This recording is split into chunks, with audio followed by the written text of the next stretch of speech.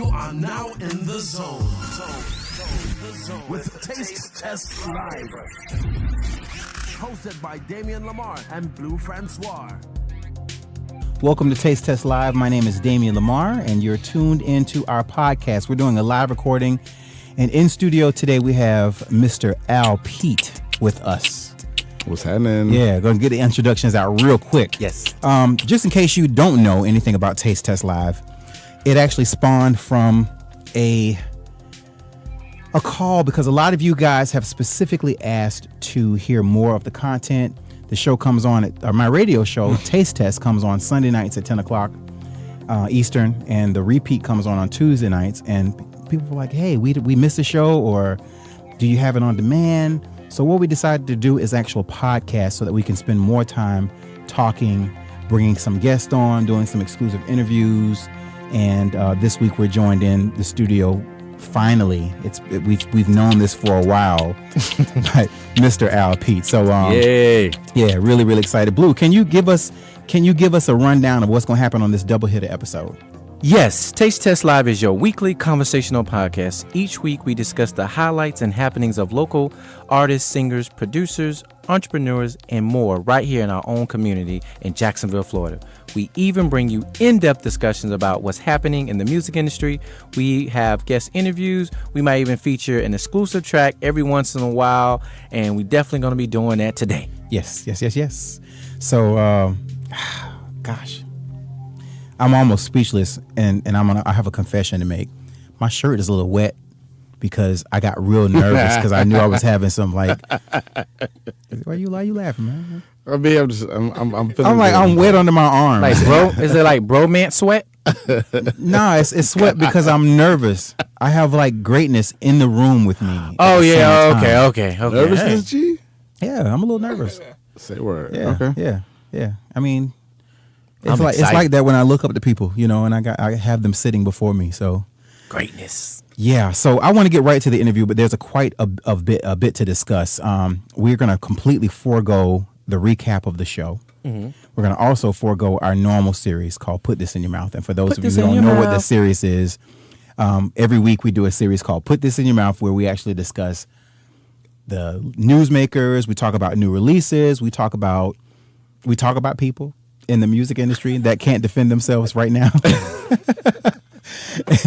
I have this, it's not a hate relationship. I love Kanye, but I don't listen to his music for a myriad of reasons, but I try not to discuss him, and somehow he works his way back into the podcast every week. So we just keep him on the throne of Jesus and we'll leave him there. But today is all about Mr. Al Pete. Let me just take a quick moment and introduce him for those of you who don't know him. In this day and age, it's really a true to heart hip hop artist that are few and far between. Mr. Al Pete is definitely one of those artists. One part MC, one part DJ, one part entrepreneur, makes up some of the ingredients of the recipe for this hip hop elitist in Jacksonville, Florida. Mr. Al Pete's journey started early in 2005. His first MC solo album was Talk About It, which he released in February 2009. Since then, he released 5 studio albums, 3 mixtapes, 2 collaborative albums, and was also featured on a number of independent artists in Jacksonville in the Northeast and Southeast regions of the United States. And to add on, he also created the ABA basketball team, Jacksonville Giants theme song, and has executive produced for various independent artists, except me, including MJ Baker's mixtape, Just Another Interlude, and her studio album, Feel Something. So, yeah, that album is exquisite. I've heard it. MJ has been on the show. She's also coming back for the holidays. I can't tell you more about that. But in a nutshell, Mr. Al Pete is a DJ. He's a radio host on 93.3 The Beat FM. He's also the curator of Cubicle Mondays, actor, hip-hop artist, and he's a serial entrepreneur. And I have to say that you are a polymath. And that means, in old school terms, a Renaissance man, a polymath is someone who has his hands in everything and is a master of everything. So he's a master of all, not none. So it's a pleasure to have you here in Taste Test Live. Welcome, welcome, welcome. Thank you for having me. What's happening with y'all? Yeah. Good, y'all good? We great, man. This is good. I've been waiting for this day for weeks and weeks and weeks because we pre-scheduled in advance. Yeah. You know, I'm not gonna throw shade, but I am gonna mention the fact that oddly enough, November kind of lined up where everybody that we're interviewing is all black and they're all male. That was not intentional. So if you're listening to the podcast, but it's a great look though. It's a good look. It's a great look. Yeah, because I'm gonna say it. We're articulate. Indeed. We're educated. So are you against great women who are talented? Like, Absolutely are you a feminist not. or something? No, I'm not any of those things. It just kind of like lined up that way. It was how the calendar laid out. So wow. Yeah. So that's not right. Hopefully in December we'll have a little bit more femininity. Okay. And a little bit more, but it's nice to have African American males celebrated today. Okay.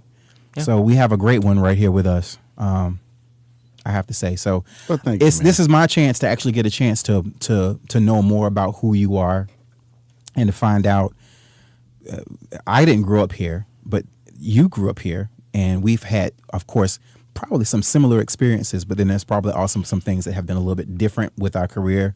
Mm-hmm. Can you spend a little time and talk about growing up in the hood, growing up in Duval? First off, I have no clue why your name is not popping up on my Twitter. I'm actually promoting, but I'm really listening to you guys. Yeah. So promotion is good. I'll retweet it. I'll find you. Yeah. So the question was growing up in Duval, what was that like? Jacksonville. All right. So I was my father was in the military, was in the Army. So shouts out to him as far as Veterans Day flow. Got here in '85.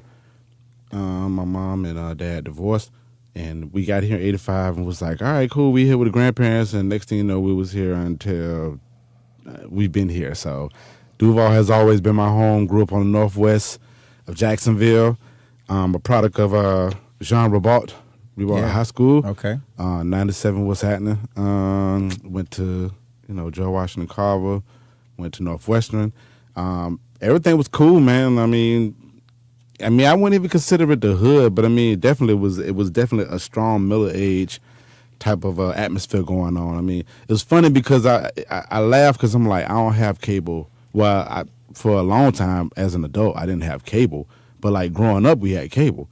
Yeah. And like nobody in the neighborhood had cable, so it was a luxury, man. And I think we my telephone, the line phone, was only cut off one time ever, but ever since then. So, and I say that to say that was like an appreciation for a lot of life that was going on around me, because a lot of my peers didn't experience that. Like they didn't have like a consistent line phone and consistent cable. Like my grandma, I stayed with my grandma, my grandfather, excuse me, and they cooked like on Wednesdays. We would eat like actual soul food. Like I would come home on Wednesday nights and eat like an actual dinner like it was Sunday. Like, it was always a rich type of atmosphere in my house.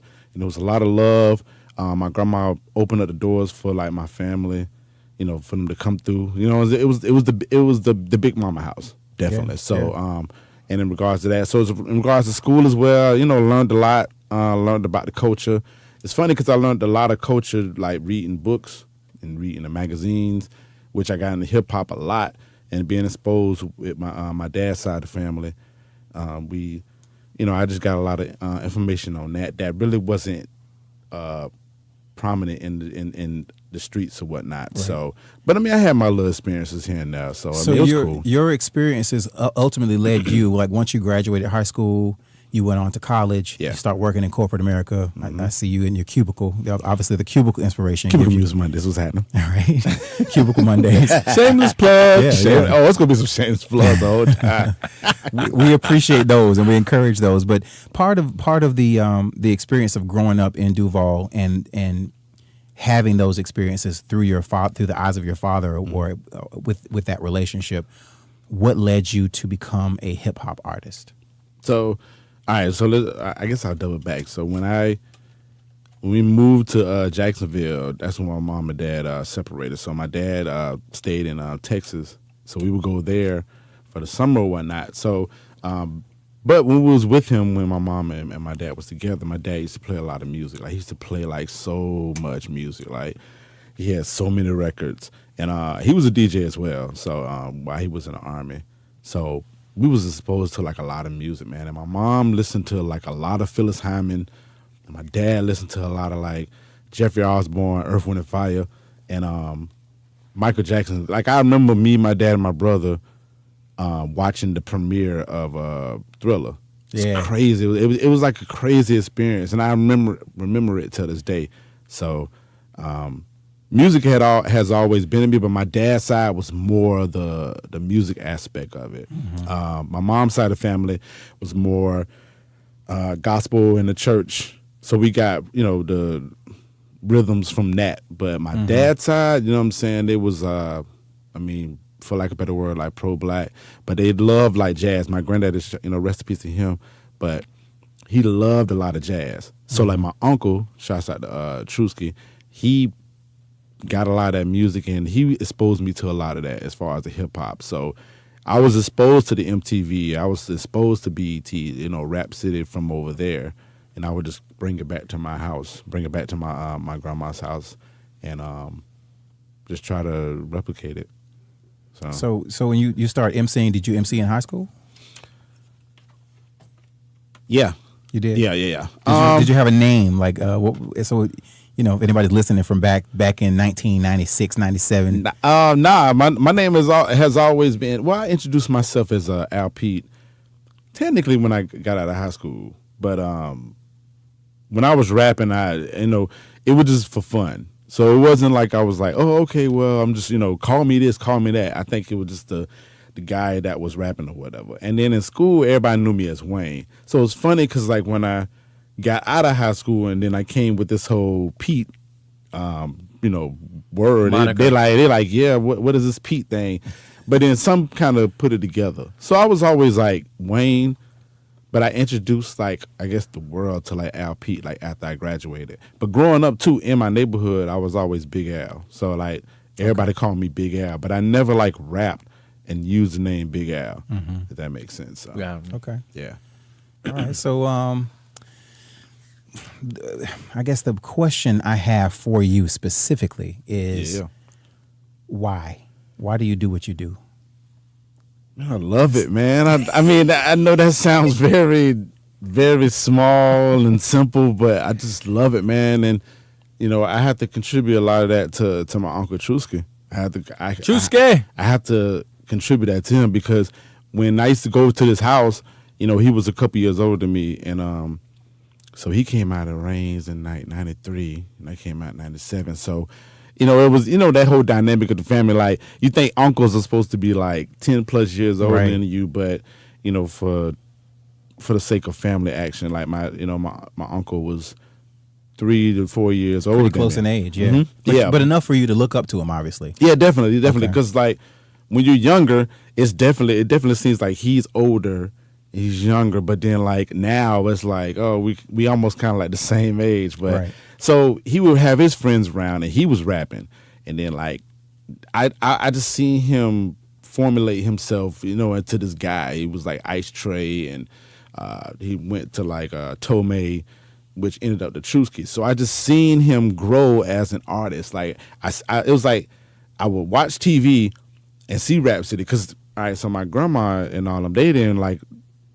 I couldn't play all of that at my house. Right. We couldn't listen to BET, all that other stuff. Yeah. So it was devil music. Yeah, definitely. So it was like a sneak action and whatnot. So when I went over there to my granddad's house, it was like, word, like I get all of it like within the weekend. So I get over there like Friday night to like Sunday afternoonish. So I'm like pushing my head and like seeing what he's doing. So I'm seeing him grow and all this stuff as this artist. So you looking at BET and MTV and then turn around and seeing it like in your face. It's like, all right, cool. Like this seems very cool to do. Like I even play a saxophone. I play alto saxophone because of him. Because I was like, it just seemed cool to do. And then when I got into it, it was like, wow, like I ain't realized how dope this was. So I just built this love for it, and then like I would take it to myself, and when I'd be in my room by myself, when you in the the four corners and stuff, it's just like all this other stuff is like boiling in you. Yeah. and then you're putting stuff that you learn from outside of your family and outside of your environment, outside of your friends into it. So it's like this melting pot, and then all of a sudden it was just like, all right, this is really what I like to do. Like, it was funny because like I really got into English like at a young age. Like, I just really love English. Like, now that's like my favorite subject. But seeing how hip hop embraces indirectly English, you know what I'm saying, the English terms and how it, the demographics and how people say words, et cetera, and the punctuations and all that stuff. I would just look at that and be like, wow, this is crazy. Yeah. That they can say this within a minute. Yes. They could tell a whole book within a minute. With a few words. With a few words. Yeah. Yeah. So, and that's the small version of, for the sake of the interview, it's a small version of what I'm saying. But I just got into it. I just loved it, man. So and Blue is like itching to ask you a few questions. I'm gonna start first because I noticed that you're, like I said at the beginning of the interview, both of us have a lot of parallels because I too have a strong familial background on my dad's side. Yeah.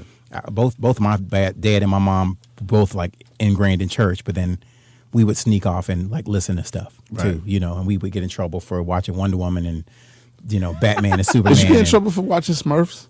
I did Okay, because cool. of Gargamel, because he was doing witchcraft. Exactly. We should say a story. Yeah, you can't watch that at my house. Don't come over here with that on. You got the wrong T-shirt on. You got to take that off. I know you're not wearing a Michael Jackson zip jacket. You can take that off too. Yeah.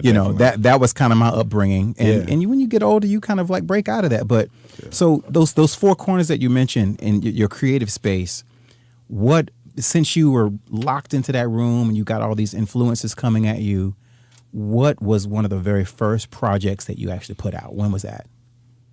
So it was like 4th grade. Wow.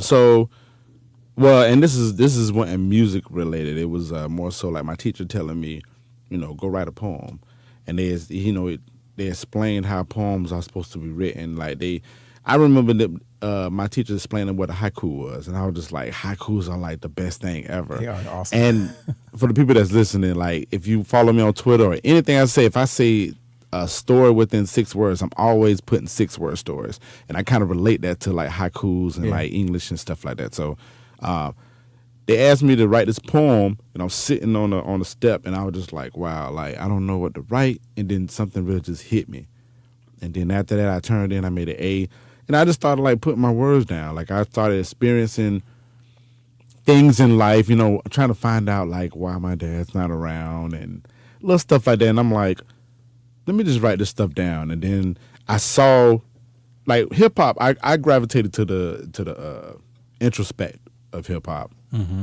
Like I love everything. I mean the braggadocious part, the battling part. I understand that, but I'm more of the introspective. I like the people that just thinking and just kind of, I guess, conscious, for lack of a better word. So I gravitated to that, and then that's when I started putting more and more words down. Like, let me write my feelings down and, my frustrations and my happiness down and stuff like that. And I just try to put it in a rhythmatic form. So the first time, like 4th grade. But then middle school, I definitely was writing, and then it just developed more and more and more, especially when I got into my saxophone. Oh, you play sax too? Yeah, alto. See? Tenor. High word. Okay, alto and baritone. Yep. So like Savannah season, I would play baritone, and then like marching, I would play alto until my 12th grade year, and I wanted to be sexually, and I switched to alto. But learning how to like read music, like on a sheet, like just actually reading it. It was funny because they would go down the aisle, and they'd be like, we're going to play, off the top of your head, or you have to like sight read. Mm-hmm. And I would just be like killing it all the time. Yeah. Because it's so taking that and adding it to all, into the pot of like all this other inspiration just built me up more to learn how to write how I want to write. So some music theory and learning how to read and write music actually help you become a better musician. Of course. Yeah, that's what's up. Of course. All right, so there's a few other projects that you've dibbled and dabbled into, and there's some staple things that people that live here, work here in Jacksonville may have heard. They probably don't even know who you are, but they've heard Mr. Peterson's Neighborhood. They've heard the Groove Suite. They've heard all these things. What can you tell us? Like, what started the Groove Suite? What started Mr. Peterson's Neighborhood? Okay, so I'm trying to make a long story short. No, please don't. Oh, okay, word. Just tell the story, man. So I was when I got into DJing, DJing picked off like very quick. The MC side, it picked off quick as well, but the DJ side, it seemed like it just happened within a year. So I wasn't used to that aspect of it. Like I trained myself to be ready for the MC side of it. I'm like, if somebody gonna come to me and step to me, I'm ready for a battle. Or if I need to like jump on some, let me talk about my women and stuff like that, I got them. Like, or if I want to talk, if I want to get deep in my brain and throw some words out and just put stuff together, I got it. But with the DJ side, it was a different story because everything picked up so quick. So it was hard. It was difficult for me to learn how to grasp the DJ aspect of it. And it's totally different from the MC side. I think a lot of people think that it isn't, but it totally is. So next thing you know, you got buckets. Next thing you know, you got Endo XO. Next thing you know, I discovered Poppy Love Smoke from a play. And Poppy Love Smoke was like my mecca. Like Poppy Love Smoke was my mecca. Speak on it. That's when I actually got introduced to you. Yeah, like Poppy Love Smoke was my world. Like I felt like, all right, this is where I'm at, but I still was learning in the process. Right. Still learning. Like in kind of like retrospect of things, it seemed like I was the young guy around those people. I probably wasn't, but nevertheless, just with the mindsets and what other mindsets could possibly do. In my mind, I'm like, I'm just DJing for a crowd, and it's beautiful. It's black people, young professionals. It's great. So then, like, I just got to a point where I just got frustrated, and I felt like I was being used, for lack of a better word, and not being appreciated in what I was providing for the team that I was with. And at that time, the team was, was with the Jeans and the Arrows and rest in peace to Orion. And I just didn't feel like I was a perfect fit, and I didn't feel like I was being appreciated. So instead of me kind of like analyzing it and being like, I guess, a grown man about it, I kind of lashed out. I was like, I just need to just leave this alone. So I abruptly just left, and I fell into this little spot. And I was still DJing here and there, and then shouts out to MJ Baker and shouts out to Centaurio Thomas. I was DJing at DuPont, and it was like everybody kept saying, "You need to do something, Pete." Like, we missed the glossaries, like we miss Rewind Old School, we miss all this. You know what I'm saying? Yeah. We miss your presence in it. And then it was like, just do your own thing, and it was like, well, maybe you need to just call it Mr. Peterson's Neighborhood or something like that. Like, it said it very casually like that, and I was just like, I kind of like that, yeah, okay. That's exactly how I was. I was like, I kind of like this, but I always felt like when it came to the music that you need to work with a crew of people. You know what I'm saying? Like, it needs to be a conglomerate. It needs to be a circle. You know what I'm saying? Because, and even now, I still feel like that to a certain extent.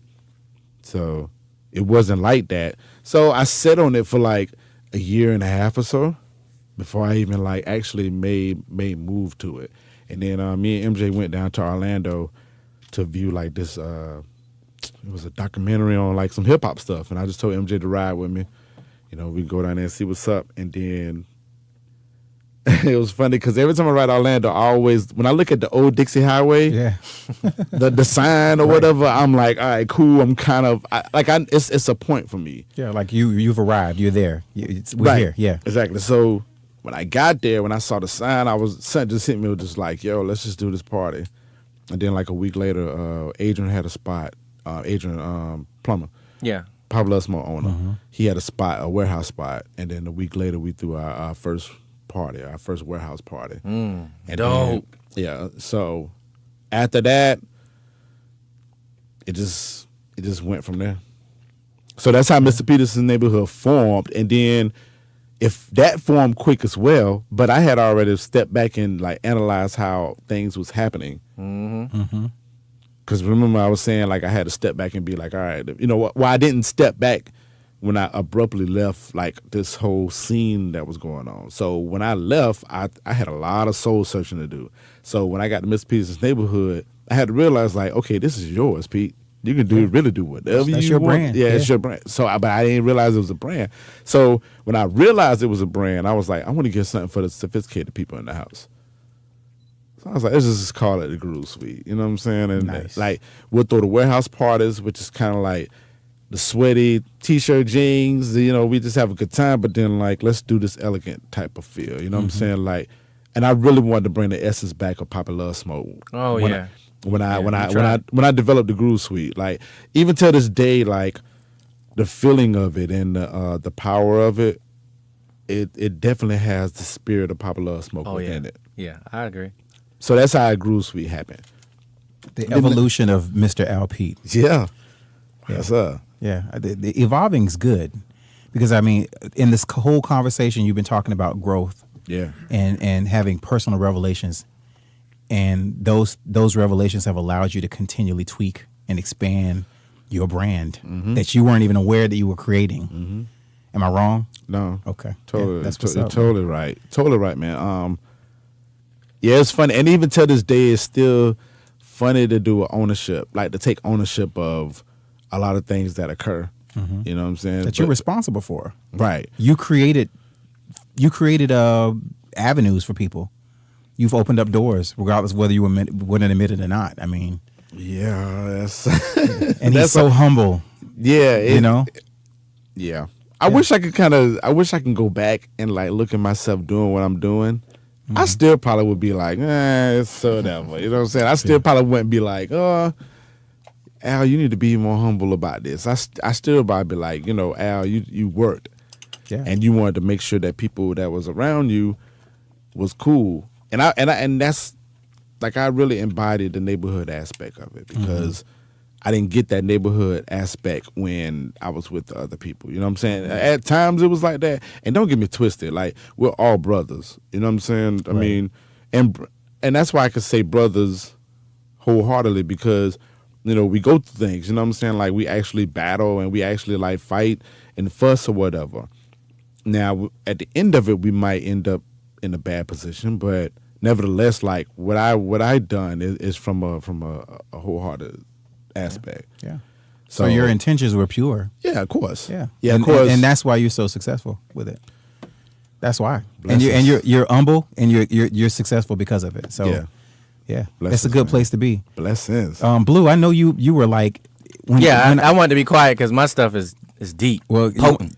but I want to take a quick break. Yes, let's and do it. I think you did bring some music that we can actually play on the show. Indeed. So we're gonna cut real quick, and we're gonna play. What's the song we're gonna set up first? What you want to play? Let's do it for my neighbors. For my neighbors. For my neighbors. All right. yeah. So set it up real quick for us. What? Okay, this is from your new album. Mr. Peterson's Neighborhood. They came out in July. It's on all platforms. Of course, you can go to MrLP.com and grab it. It's on Bandcamp, Google, iTunes, et cetera, et cetera, et cetera. So, but this is a song for my neighbors. I really wanted to do a song, like literally for my neighbors to kind of speak to them and let them know this is like my thank you track to them. Like for all the things that I've went through, these people are still here. So this is a real cool jam, man. Hopefully y'all enjoy it. For my neighbors, Mr. Peterson's Neighborhood album. Yes, sir. All right. Here we go. Right here on Taste Test Live. I take the time and looking like every comic. I make a rhyme to make my people feel sonic. I rock the show to get them tapping on the flow. I spin the jam to make them do it once more.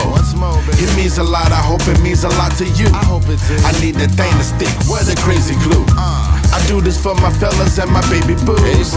Cause all of y'all my neighbors, how do you? We feeling alright. Come on, alright. Come on, alright. Come on, alright. Come on, alright. Hey, hey, alright. Yes, sir. Alright. Yeah, check 1, one, riding this trick. Be the one to be of extraordinary status. Stopped all the lazy habits and got busy. Building my own, my ant farm. Be careful when you buy a log or a brick, cause I learned on Elzo or Boulder. That knowledge got me strengthened in my shoulders. For brighter days I pray, this may go this way for my neighbor. I ask that favor, Lord, give me courage that I walk this path, that these people check it out. Right, boy, that line kinda tight, but words to the 3 lines residing on my shoes. I'ma keep them toes down and keep y'all with that news. Yes, sir. I take the time and looking like every comment. I make a rhyme to make my people feel sonic. I rock a show to get them tapping on the flow. I spin the jam to make them do it once more. It means a lot, I hope it means a lot to you. I need that thing to stick, what a crazy clue. I do this for my fellas and my baby boos, cause all of y'all my neighbors, how do you? We feeling alright. Come on, alright. Come on, alright. Alright. Hey, alright. Y'all not living it, man. Y'all ain't feeling it. Let's go, let's go. Hey. No need for a weatherman reporter. We the sun, we the ones that keep it in order. I give love to my main supporters, time donors, rhyme rollers. Here's why I call y'all my neighbors, y'all my lifesavers. No telling what I would be doing, I'd probably be pursuing something stupid or money getting, but the money hitting at the moment. So we fluent, still head in charge, we moving. All on the block, all in the cul-de-sacs, fellas. Blowing sacks and my ladies got my back. Hey, reporting from Jacksonville, FLA, your number one acquaintance, Mr. LP. Now where the party at? Hey, I take the time and looking like every comment. I make a rhyme to make my people feel sonic. I rock the show to get them tapping on the flow. I spin the jams to make them do it once more. It means a lot, I hope it means a lot to you. I need that thing to stick, what a crazy clue. I do this for my fellas and my baby boos, cause all of y'all my neighbors, how do you? We feeling alright. Come on, alright. Come on, alright. I feeling that. Alright. I'm feeling that. Alright. I'm feeling that.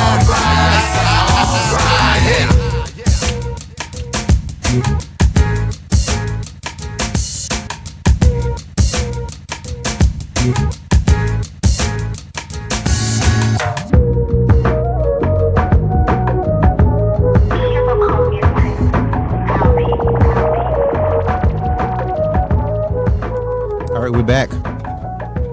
That was a nice jam. Yeah, I enjoyed it very much. Who produced that? Who did produce that? My man Burnaman Jones. Shouts out to Burnaman Jones. He did that song. He did three songs on the album. Yeah, 3 songs on the album. He did Golden Life. He did I like Golden Life. He did Golden Life. He did Iceman as well, which we'll be playing next. Next, we can play that. Yeah. So that's Burnaman Jones. Shouts out to him. Black Chain Gang in the house. So what made you put this album out? Why did you put it out now, as opposed to a couple years ago? Very good question. Very good question. I woke up and felt like I needed to do it. 2016, I felt like I was at a position where I was like, all right, cool. Like looking back, because I learned how to look back at, you know what I'm saying, everything that I did. and remember, and we doubling back when I was saying how I had prepared myself so much for the MC side, but I never prepared myself for the DJ or even the entrepreneur aspect of me. Whatever. So, and I want to say this real quick: had I known that Papa Love Smoke was gonna shut down, like if I was in the mindset that I'm in now, back then, it would have been a takeover. It would have never happened. Right. But I realized where I was in life, and I don't think I was in the position to do that, and respectfully so. So to double back on that. So 2016, I was like, all right, cool. Son about to graduate. He was giving me all kind of, mischief. That's what they do at that age. Goodness gracious. Yeah. We did it. Well, I don't know. I mean, I don't think I did it. Well, no, I didn't do it. No. I mean, I didn't do it to the degree like how he did it. Yeah. He was definitely like a mirror of my brother. Shouts out to Whiskey Pete. That's on the album. Yes. Every album. On every album. Indeed. So 2016, I was like, all right, cool. We're doing good. We got Fly Sauce and Teas. That's going great. We got Groove Suite. That's going great. We started the podcast. Shouts out to Sasha Thumper for actually giving me the energy to even Prolific start it. writer. She's an amazing writer. Oh yeah, of course, man. Yeah. A beautiful woman, man. A beautiful woman. So, so I looked at all that stuff and was just like, all right, cool. I want to get back on the MC tip because I feel like I was kind of getting away from my MC side of it, which is my number one love, as far as the music wise. Like, if I could just be a rapper, I'll just be a rapper. I mean, like read books and just go, travel somewhere and then come back and just write and just be like. So I love that aspect of it. So I was like, this is a good time for me to kind of give a synopsis of like where I'm at and where I want to go. So, Mr. Peterson's Neighborhood. I mean, of course, the title of it, the name title, just seems like a cool name. You know what I'm saying? You can put it on the shirt. You can put it on. Yeah. You can do anything with. If you want to get laundry detergent, call it Mr. Peterson's Neighborhood. That's whatever it was. So it was just cool that it was there. So I said I was gonna do this album. Like, yeah, all right, Mr. Peterson's Neighborhood. So I just started thinking a little bit more and more into it. But then, like, a lot of things started occurring that kind of pulled me away from it. So, Dewan graduates. Jay graduates the same year. Miss Peterson's Neighborhood has like a conglomerate type of thing going on, and that kind of it went a different way the way that I wanted it to go. And I was like, all right, cool. I got to pull myself back and get me back. And I was like, I need to get creative. I need to get on my creative tip. If I want to go forward, I felt like I just really needed to get creative with what I was doing. Okay. So 2017, really locked in and was like, all right, this is the vibe I want to go with. And it's funny because between like June 2017 to like earlier this year, I had a lot of songs that I wanted to do, but I didn't do. And they actually weren't even on the album. But then I just woke up one morning and was just like, all right, cool. This is how I want to get busy with it. So I locked in and just made it happen, man, and hollered at the people who I need to holler at as far as production, as far as like skits. Shouts out to my man Nas Cal being an executive producer with me, you know what I'm saying, my homie. That's been there for me from day one as far as with the music tip. So I just at that time I was just like, this is where I'm at. Like, this is what Mr. Peterson's Neighborhood is. Like, I felt like if I probably would have thrown it out in 2016, it would have been a different story. Like, it would have seemed more polished. But I felt like when I gave it in July, it was polished, but at the same time too, it definitely has like the rough edges on it. And I want people to see both aspects of it, you know what I'm saying? Because I really think people look at me and be like, oh, he's the life of the party. Like, when I walk in the door, they're like, where's the party at? Yeah. Where's the music at? You bring it. You know what I'm saying? Where's that smile at? You know what I'm saying? Like, where's that cool air at? You know what I'm saying? But like, between 2016 and 17, like, I really wasn't going through anything like bad, but it was just like life stuff, and I was transforming as a person. Sure. Like, but it was a funny transform. It wasn't like, when you go through stuff and you just like, I don't know what to do. Oh God, life is, a burden on my back. Blah blah blah blah blah. It wasn't like that. It was just like, it was more so like a fed up. Like, I was a fed up. Like, all right, I need to come back and focus on me for a minute. Yeah.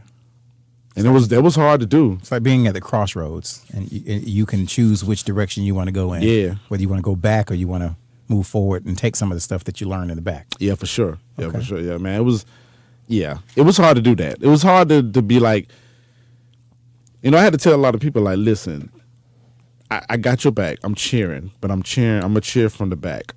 Yeah. Because I have to do this part. Like, I have to, like, go down this road for a minute.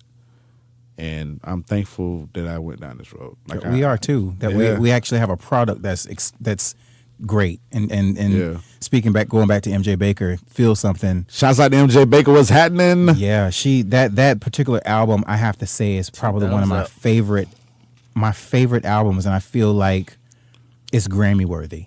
Yeah. Oh, of course, yeah. It really is. I mean, the sound, the production quality. What's the word? What's the word you said when I listened to that podcast? Like it was a word that you said when she walked in. Like it was like an aura. It was like a. I heard she was giving off some pheromones. Yeah, that's what it was. I remember. She's sitting That right guy. there. Yeah. Yo, the show ain't even started. And he said that when I was pheromones like, were I was like, this guy. Yeah, I mean, it's like it was all in my face. Like, you can't help it, Yeah, man. Wow. she's definitely a very great attribute, man. Like a full attribute. Yeah. To like a lot of stuff that I got going on in my life and just just business wise, man. She's just a great person. Yeah. So, and that was fun, man. Like even when we did the mixtape 1st, Yeah. that was fun, man. Like it was cool to just be like I met her and was like, oh, like you sang great.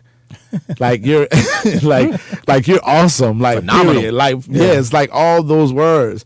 So she ended up being on my album, Fish in the Forest. It was funny because I gave her an idea, and then like 30 minutes later, like she had recorded on her phone and sent it back to me. Dang. That's her. That's MJ. Yeah. Like full. And I was like, all we gotta do is just transfer this to like the studio. And then when she got in the studio, like she killed it. Like she, no problem. So then like when we got into the mixtape, we talked and build on a lot of stuff, man. And she said she wanted to do the mixtape. Well, we said let's just do a mixtape just to be, have fun with it. Yeah. And it was great, man. So her going into her album, you know what I'm saying, and developing this album was it was a good journey for her, you know what I'm saying? So you were there, you were on the executive production side? Or executive production side. The production side, nah, I wasn't on it, man.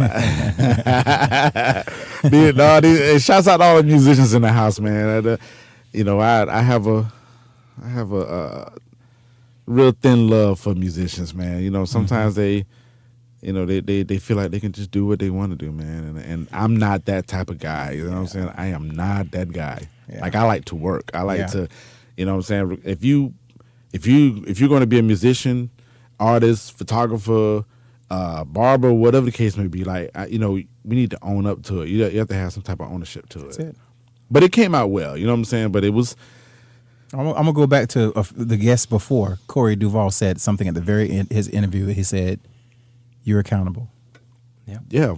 So if you're in the industry, regardless of whether you're on the production side, you're behind the scenes, you're in front of the mic, behind the mic, in the audience, you're accountable for what you put out, and that's fully accountable. Fully accountable. Yeah.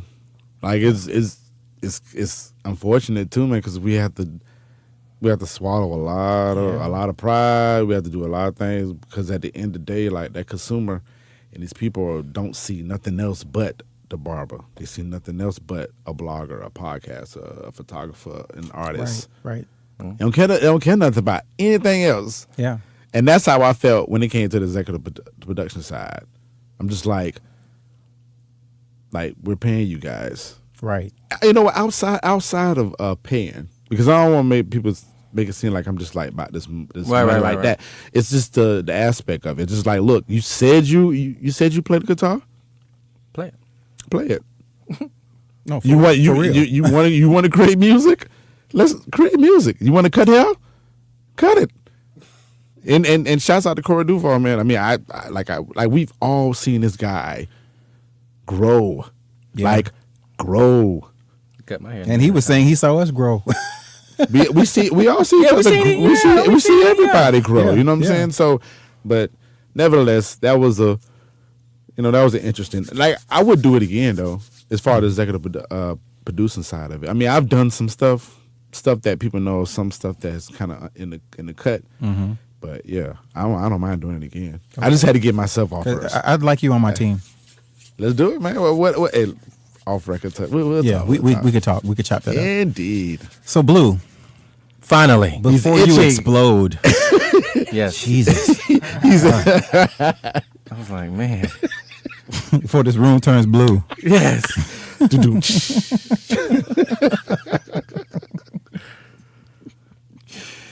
The floor is yours, man. Go you sure? It. Yeah. Okay. I'm done talking. I'm done asking all these random questions that just kind of pop up as we go along. Nah, you know how great, man. These are some great questions, man. Now listen, I got 4 or 5 questions. You just need to give me short answers. But before I give you the questions, I want you to understand the premise of how we used to cross paths and never met each other. Definitely. So I went to high school with Milton Branson. We was in a rap group, and we had a rap group that went against. It was called Broken Cipher. Brooke, you know Brooke, the rapper. He called him. Yeah. I forgot what his rap name. Troy.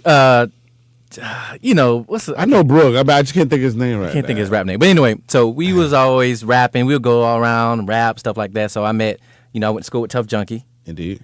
And then I started working with shout out to I don't know, you remember Wax and 80, that little rap group? Wax, yes. Yeah. Of course. Oh, by the way, 80 be listening from prison. Shout out to 80. Yeah, shouts out to 80, You know what man. I'm Hold your saying? head, man. Hold your head. So indeed. Icon. So he introduced me to a lot of the street, rappers, and then matter of fact, through 80 I met Mal Jones. Yeah. And so Which he was Molecule at the time. Molecule. He's still Molecule. Yes. Yeah. Yeah. So back when I was growing up, my only insight of hip hop, because of course, my parents was not into listening to, they was into the church. My dad was a minister, so I didn't have cable, so I used to listen to Box that came on. You know what I'm saying? That's all I knew. Right. So which was on for like a season. Yeah. It came on. It was blowing up in the hoods, but it was gone.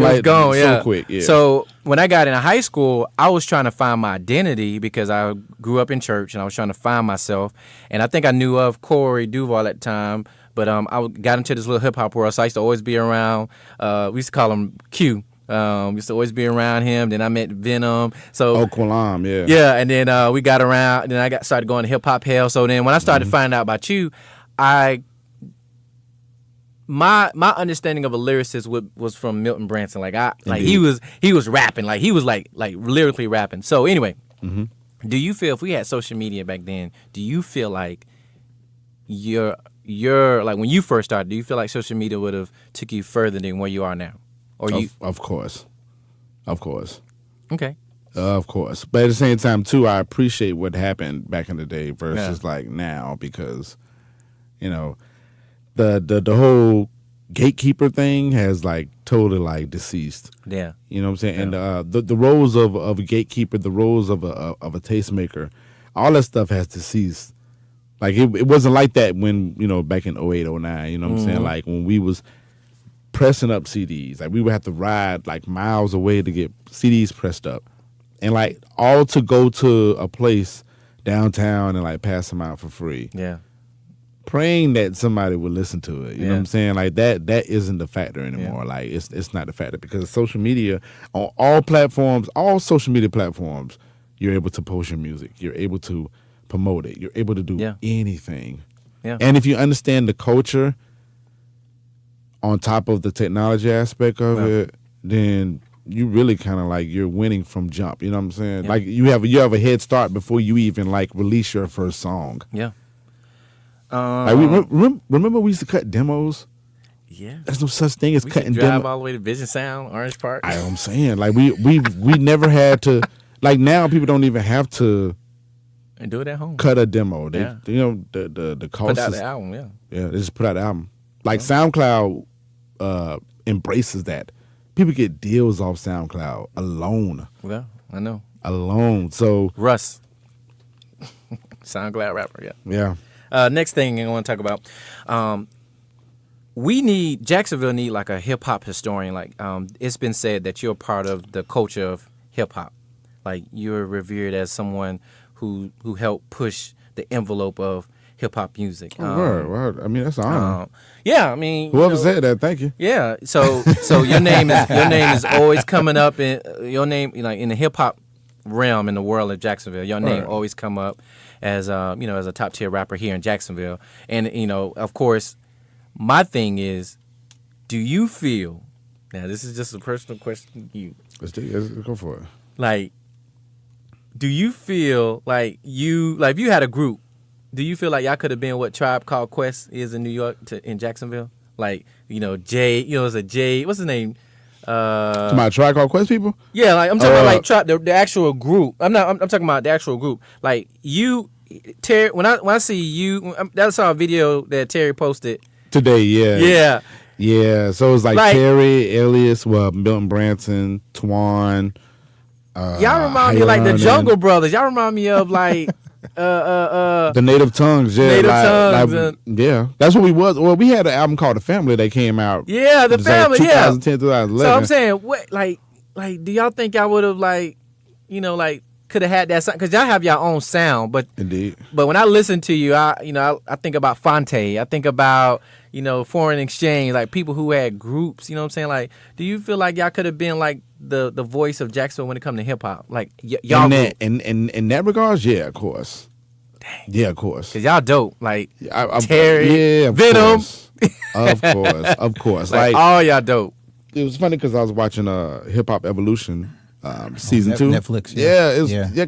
Listen, it's this is crazy. Like, cause I've been up since like I think 11 o'clock last night, and I could not go to sleep. You've been up since 11 p.m. Yeah, I don't know. Cause you was watching it all. No. I ate, sat on the sofa, fell asleep, woke up, and was like, all right. And I tossed around for like an hour and a half, 2, and I got up, so I did some homework, and then I binge watched basically the Hip Hop Evolution. So they was talking about. And I'm still trying to figure out why I'm up like this. I don't think nothing is in my. I know y'all looking at me like, oh God, that happens. He's to me doing the interview. I think you might be my brother, like separated at birth or something. It's kind of crazy because I go through that. My circadian rhythm gets off every once in a while. Yeah, it's like it's like very random. It's like very, you don't even know it's coming. Right. You just like why I'm up. So yeah, I watched Hip Hop Evolution, and they broke down New York particularly. They talked about the Native Tongues and they talked about Wu-Tang and how Wu-Tang was in Staten Island. They was forgotten, and how Native Tongues was so they talked about both groups and how prominent they was. And I'm thinking, so answering your question, that totally could have been the case here. That's what I was. Yeah, it totally could have been the case here, and it still could be the case now. Yeah, it ain't too late. It's not too late at all. And I mean, we building how we build, but as far as with that. With the name that the comparison to it totally can be that way. Yeah. But again, people got to work though. Yeah. People got to work. Let me get into something juicy. A lot of people don't know this. When the Cats Downstairs came out, me and Al Pete joined forces with a promoter, Quincy, and we started French Kiss Fridays, and we had some issues. Me and Al Pete individually and personally had problems with the owners of IndoXO when they took over.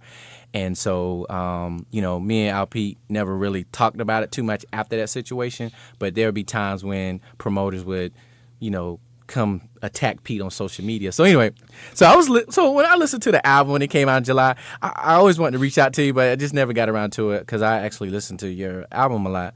But there was a song. I appreciate that. Indeed. There was a song called hold on, what's the name of it? I'm trying to get him to say it instead of me saying Yeah. I'm sorry. You're not gonna feed him. You're gonna feed him to something. Oh, you talking about that song? Oh, okay, yeah. Let's talk about that. No, what's the name of it? Under Pressure. Under Pressure, yeah. So anyway, when I listen to Under Pressure.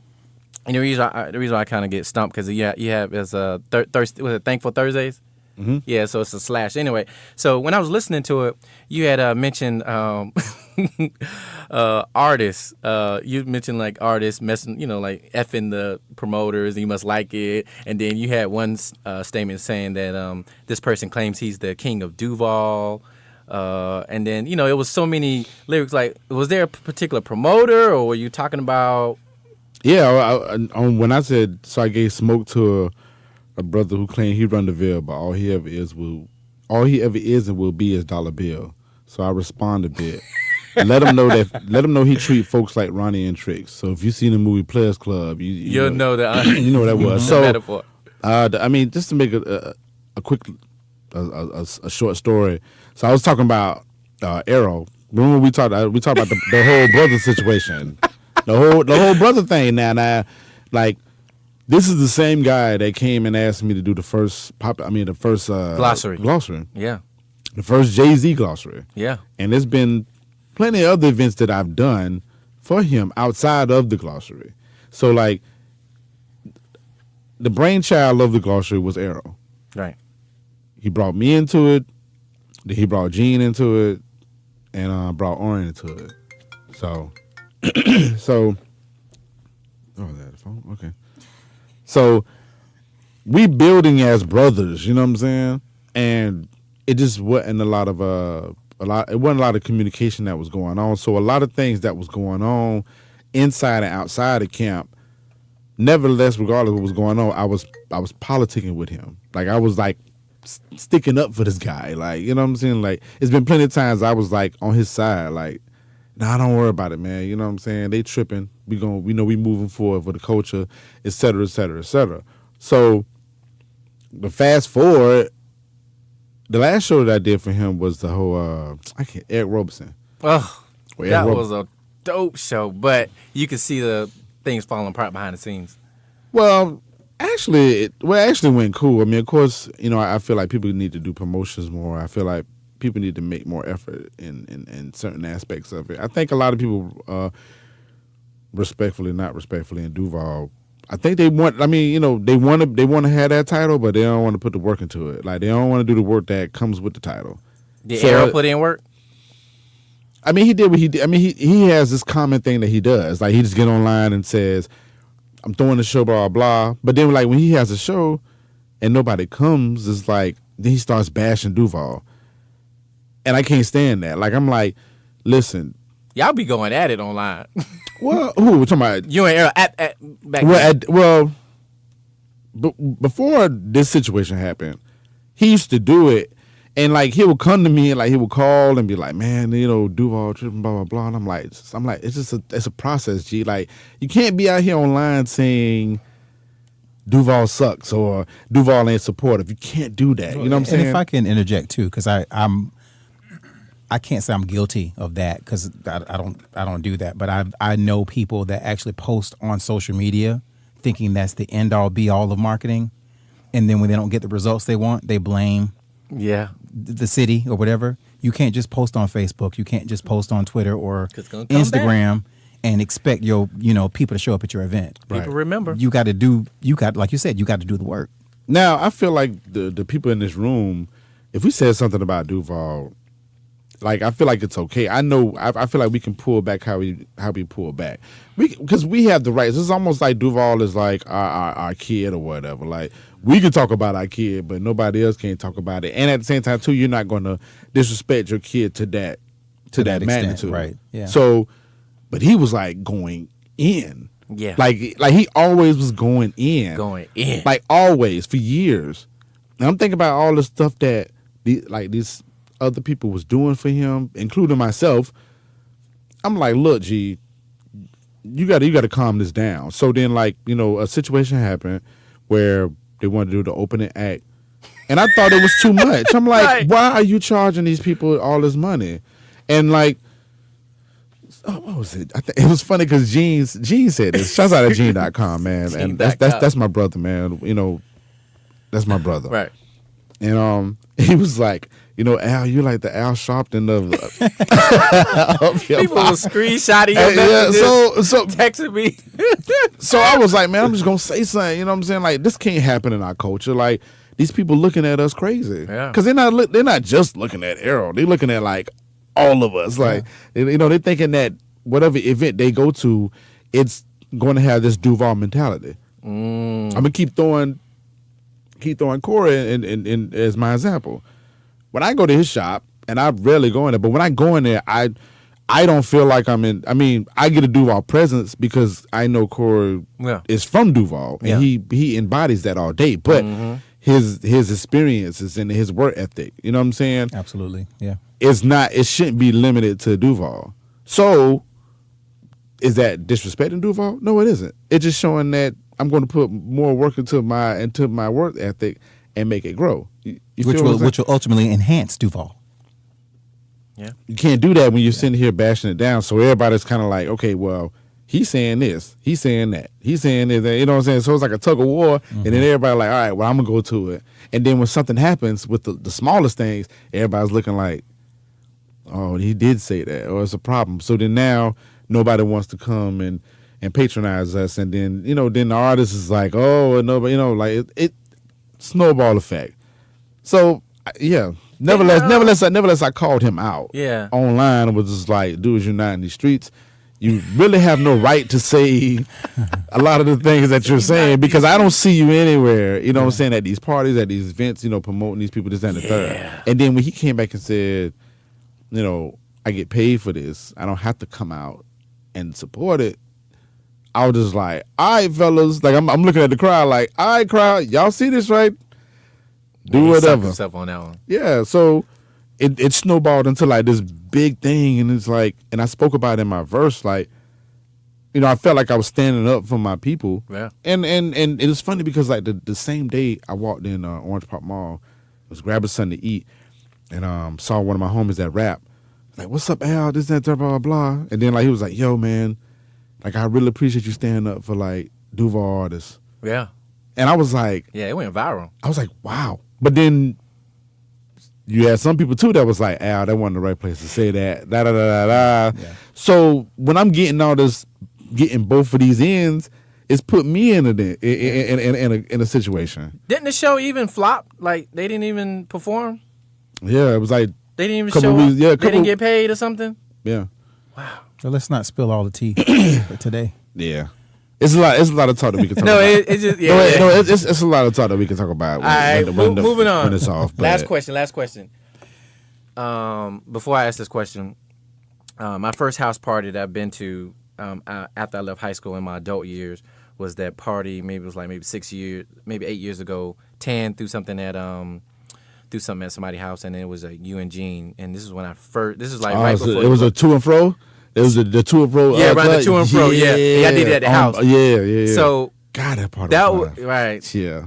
That was my first time actually seeing you and Al Pete really like y'all was at somebody's house doing y'all thing, and I was like, to me, y'all was like, if y'all would have it was youandgene.com. Okay, cool. Y'all was like at that time, y'all was like the club, that was like the number one club duo. Like y'all just had like a little system. Y'all was in sync. Like when I see, sorry Gene, when I see him with Maestro, I love Maestro, Gene must be my boy, but it was just something about you and y'all was like had some kind of symbiotic relationship, man. I mean, y'all rock Poppy. Like I was like, wait a minute, I felt like House Party 3.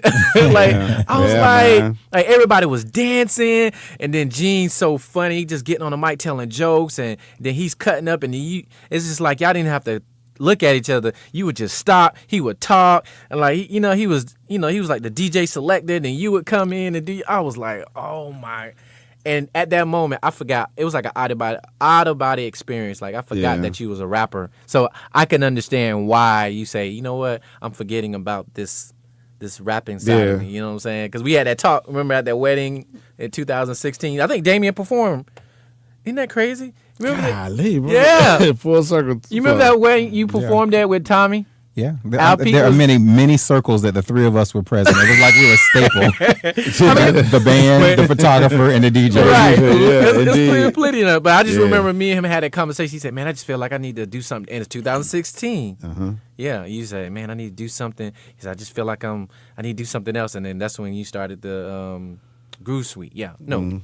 It was Groove Suite. No, it was the Groove Suite. Like it was the podcast around that time. The podcast, and the party, and the events. So, yeah. So yeah, man. So wow. So anyway, my last question is: do you feel like when it comes to like, could you and Al Pete, you and Gene.com can still rock a party like that? Of course, we I mean, even with the unfortunates, man. And I'm gonna real quick, rest in peace his son, his son. Desmond. Oh, yes. Yeah, Rest in peace to- his son. So losing Lamar, his son. So the funeral was that day, and the funeral was Friday, and we did the Rebar and Reigns event, the pet rally. Yeah, he's and strong he for that.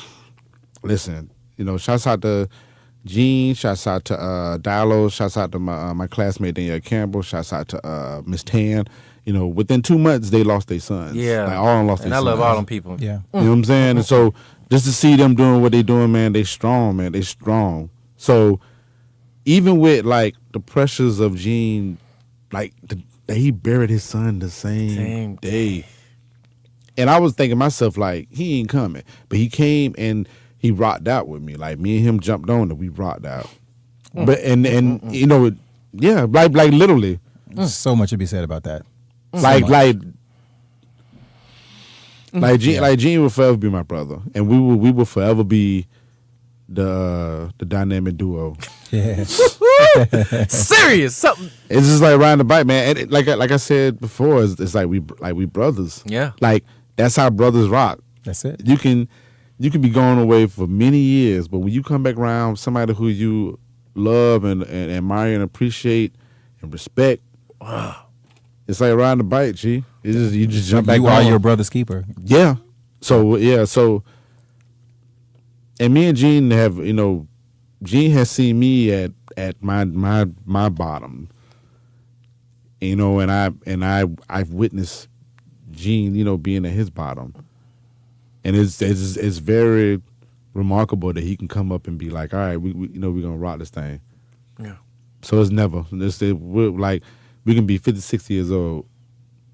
We ain't gotta practice to do nothing. We're gonna jump back on that thing and make it rock. You know. Yeah. Always. Shout out my brother. Yeah, absolutely. Shout out to Gene.com.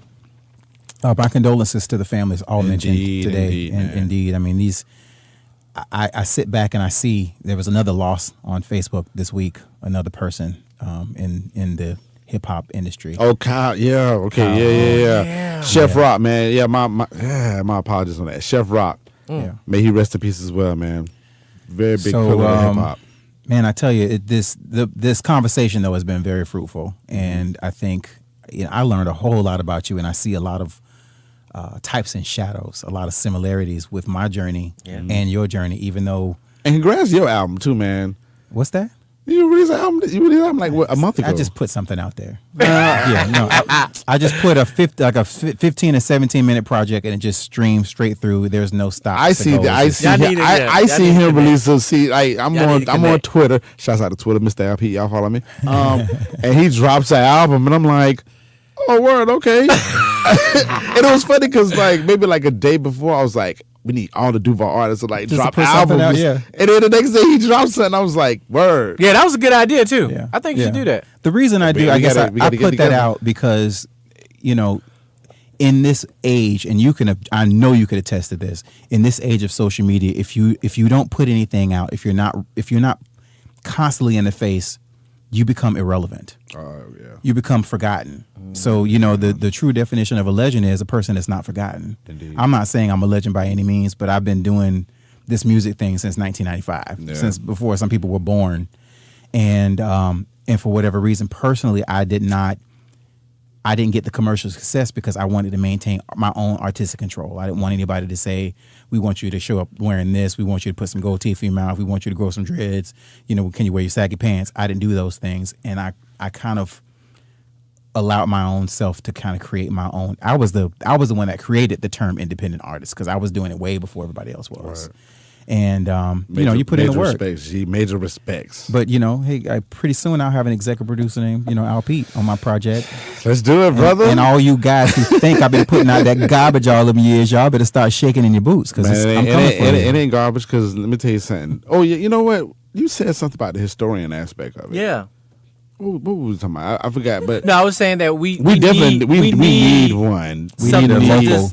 To just kind of chronicleize and put together all the artists that's making. Of course. You know what I'm saying? So with all the stuff that you put out, when you put out something, let's say 2019 or whatever, if it gets to the, when it gets to that point, because we're gonna speak this and we're gonna speak this out. Oh yeah, people are gonna research it all, and it's gonna all make sense to the right person, to everybody. Mm-hmm. So don't say it's cracker this and the third. This, people are gonna go back and be their own historians. They're gonna try to find the stuff I'm trying to hide and bury. But it's gonna make sense though, to the right person. They're gonna be like, I really understand Damien now. You know what I'm saying? I really get him. Mm-hmm. All the work that you've done, all the, for a minute, Blue was killing the hosting scene. I remember. And throwing events and stuff like that. You know what I'm saying? That stuff needs to be spoken upon. It was funny because when we did House of Soul. No. We did I'm talking about recently. We did Tasha Porter's. Shouts out to Tasha Porter. We did her. Oh yeah. And I saw you with the camera. I'm like, I ain't seen Blue with the camera in a minute. I'm like, this guy here. I forgot he did it. Yeah. But people are gonna look back and be like, put those pieces together. Yeah. So we definitely need a historian, man. And I think You know who would be good? The guy from Boomtown. Stephen Dare. Yeah, Stephen I Dare. think and Stephen has a heart for Duval. Yeah. He has a heart for Yeah. music. He mentioned you before. I He mentioned, got my first start Yeah. as a band, Even Still, when Even Still started, before Even Still ended and became the Groove Coalition. I was sitting there thinking like, Yeah. even still, okay. Yeah, I mean, it was me, Tommy Bridgewater, and Howard Green. We started with a drum machine, and Yeah. we did 2 gigs in one night. We were Yeah. playing Soul Top Saturdays with a drum machine. Didn't you play? I did so Yeah, top I Saturday was too. Yeah. Them circles together. Yeah, Yeah. Yeah, man. Because I hosted the last one before they ended because Quincy and all them. yeah. Yeah. And shouts out to the promoters too, man. I don't want people. I don't want people thinking I'm just like. Are going you at in Arrow? promoters. Are you in Arrow Cool now? We haven't spoke. Okay. Um, You and Quincy Cool because he's about to open up a new club. I saw that, man. I viewed it. It's gonna be really dope. I'm thinking about joining the team. Do my own thing there. So Yeah, I can see Quincy's heart changing. I think it's yeah, you're not the same person. Evolution's good. Growth is good. Yeah, It's but at the same time too, like this is a real small story, man. But like when he was doing this is when it was tearing over. Like the table, like if you see me come to a gig and I put this table up, like I have my own table. That same table I put up is a table that when he was to do First Fridays at Tearing Over, and he put me in that room, like it's Yeah. like the studio room, I was like, what? and he didn't have no table for me. He was like, "Well, you better go get one." And I'm thinking myself like, "This is First Friday. Right. Like First Friday's like major." Yeah. So I had to run cross the thing to Lowe's and buy a table. So every time I look at that table, it definitely puts me in Wow. not in a bad space. It just it reminds me like Wow. of the struggles and the pains I go through. So I still have that table to this day. Every time you see me set up a table that's mine, that's the same table I bought when I had to go through that stuff. But nevertheless, I see Quincy's heart. You know what I'm saying, and I wish him, Yeah. all the blessings. Shouts or out to whatever. the Manhattan Club downtown. Yeah, but with Errol, I don't know, man. I mean, I don't know. He got some growing to do, man. I ain't gonna front on that. Well, we all do. And Wow. that That boy got some growing to do. It's just time to open eyes. Sometimes we have to see ourselves. We have to see ourselves through others' eyes and how other people look at us. And maybe at that time change can occur. That's the way I look at it. So maybe he'll be listening or watching this and I'm going, about you to know say, what? this is such a passionate and Yeah. There's a positive end to everything. It is. Oh, It's he a gonna make positive it spin on everything. It absolutely is. I mean, I've he's seen doing a people great job doing this too. on that note. Let's go ahead, take a few moments and tell everybody listening and watching how they can find you. This is your chance, and we're gonna go out with a song. First of all, what song we gonna go out on? All right, so the song we going out on is Iceman. It's produced by Burnham and Jones on my album, Mr. Peterson's Neighborhood. I'm sorry. That you can find on your platforms. You can go on MrAlpete.com, the one-stop shop. That's where you can find me for everything. So on socials, Twitter, Instagram, Snapchat, Facebook, all that stuff is Mr. Alpete. Everything is Mr. Alpete. And that's MRLP, correct? Yep, MRALPETE. Yes, sir. Yes, sir. Again, thank you so much for taking your time. I know you're Man. busy. I know. And I know you got to get some sleep, too. Whenever I fall. No, this is great, man. Thank y'all so much, man. Yeah. It's been a blessing to be on the show. And it's a blessing that y'all are doing what y'all doing, man. This is a part of history that needs to be documented. And we definitely need stuff like this. This is Awesome. a very, very, very thorough interview that I had. And I thoroughly enjoyed it. And I just wish y'all more and more and more. Oh, Thank you. Real quick. Uh-oh. Small. Look, I try to have a gift, but I couldn't think of it. And when I thought of taste, Nice. I like buttons. okay, cool. Dude. No, serious. Buttons, stickers, and keychains. Had I known, Wow. Had I known the other two was gonna be in, I'm sorry. Huh? Okay, cool. But I wanted to bring y'all some buttons, man. Mr. Peterson's Neighborhood. A little token of appreciation, I man. stuck myself. Oh Lord, it's a thin shirt, sir. I'm not going to put my Those on work right now. better on jackets, on jean jackets. Be careful. It's sharp. That's nice. I know exactly where I'm going to put it, too. Indeed. But thank y'all so much, man, and blessings to y'all. Anything I can do for y'all, let me know, man. Absolutely, And man. in the Thank words of Wayne Peterson, to the top. To the top. To the top. And here we go with Iceman right here on Taste Test Live.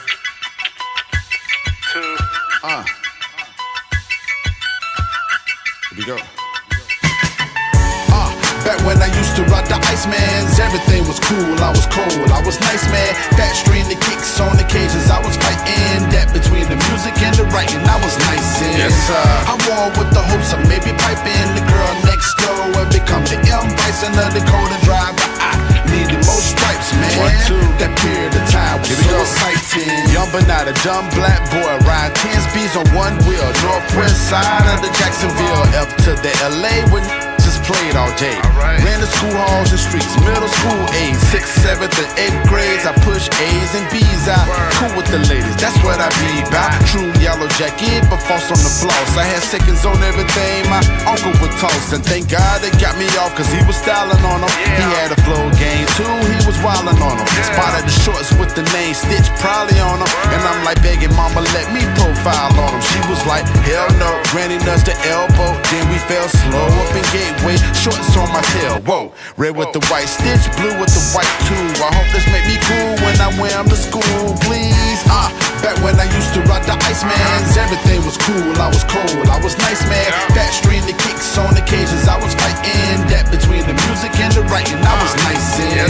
Zone I lived in, I was supposed to be a Viking, but the Reebok Trojans was more on my liking.